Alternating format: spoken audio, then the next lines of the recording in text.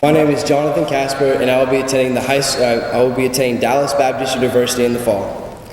I have known about Jesus Christ my whole entire life, but it wasn't until freshman year on the New Orleans mission trip that I realized that I was not living my life according to God, and that I really needed to start living for Him. Praising and worshiping God every evening after working hard at the worksite, I became closer to Him, and I realized that He is the only one that is worthy of my praise. Also during the trip, I had an opportunity to talk to one of the youth leaders, and he sat me down and just talked to me about how lost he was before he met Jesus Christ, and then when he met Jesus Christ, his whole life just changed for the good. And this inspired me to live more for Christ rather than myself, and it awakened me from being spiritually dead to becoming spiritually alive.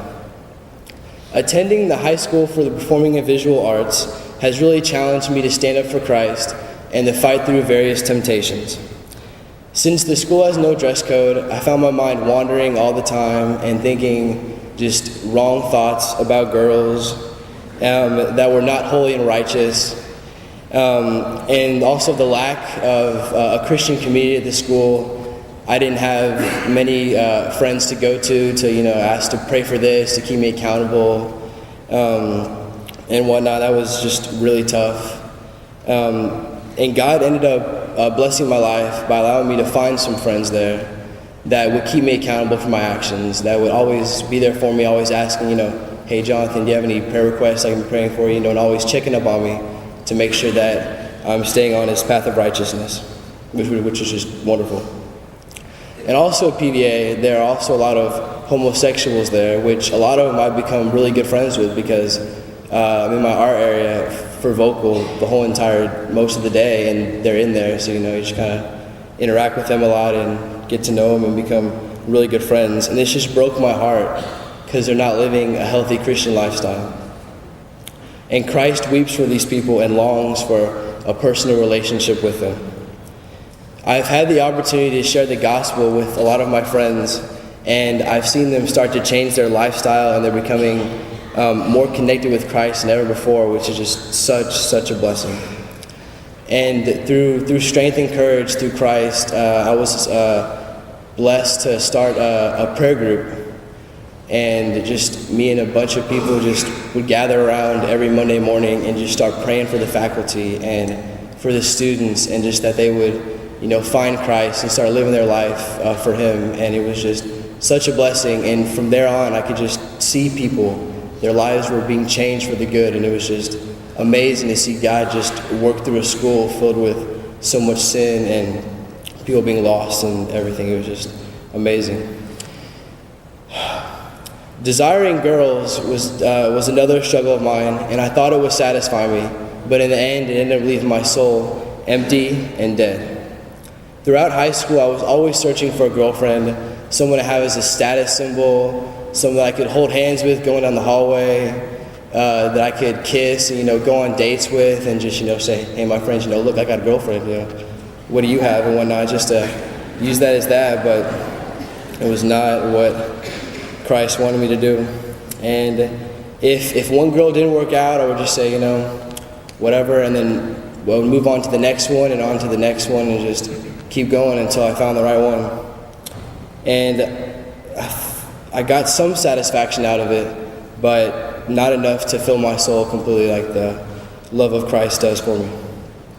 C.S. Lewis states that, indeed, if we consider the unblushing promises of reward and the staggering nature of the rewards promised in the Gospels, it would seem that our Lord finds our desires not too strong, but too weak. We are half-hearted creatures, fooling about with drink and sex and ambition, when infinite joy is offered to us. Like an ignorant child who wants to go on making mud pies in a slum because he cannot imagine what is meant by the offer of a holiday at the sea, we are far too easily pleased. I ended up realizing that my desires are weak, that it doesn't take much to satisfy me, but it goes away not that much afterwards. And then I realized that the love of Christ and what He did on the cross, His love for me, fully satisfies my soul more than any other thing in this world can do. Now, there was one girl in high school that I just really liked, and I wanted to be with her for the wrong reasons. And everything was going great. Went on a couple dates, figured, everything's going great. I'm going to be her boyfriend, and everything is just going to be wonderful, and life will be great. Man, was I wrong. To my surprise, she ended up rejecting me, and I just felt, so lost and sad and confused, and like, God, everything was going great. Why would you let this happen to me? Why wouldn't you, allow this to finally work out after all the other girls had failed? What was up with that? And as it says in Psalms 28, verse 7, the Lord is my strength and my shield. My heart trusts in him, and I am helped. My heart leaps for joy, and I will give thanks to him in song. So even though I was kind of upset at God for what he did, I realized that he had a better plan for my life, and he was protecting me from what bad things could have possibly happened in this relationship.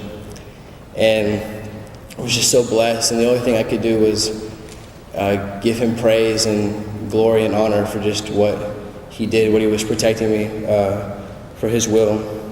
Having a relationship was a big idol of mine, and it wasn't until I was rejected that I realized more and more the full beauty of Christ, who had been rejected on my behalf, dying on the cross. And he's the only one that would accept me in an astonishing way, more than a girl could, more than just anyone in this world. It was just incredible. Jesus Christ has changed my life in a way that I never thought was possible, and without him, I'm nothing. His death on the cross was the ultimate sacrifice so that we may live, and his resurrection was the gift of everlasting life. What I have to tell you this morning, if you just take anything that I say at this pulpit, I want you to remember this. Remember to keep Christ first in your life and to always seek after his righteousness. Jesus Christ is the only thing that will truly satisfy you, and I encourage you to seek after him full-heartedly and to always put your faith in him. As it says in Matthew 7, verse 7 through 8, ask, and it will be given to you. Seek, and you will find. Knock, and the door will be opened to you. For everyone who asks receives, and he who seeks finds, and to him who knocks it will be open. Christ is waiting for you with open arms and is longing to say to you, my son, who was once lost, is now found. Thank you.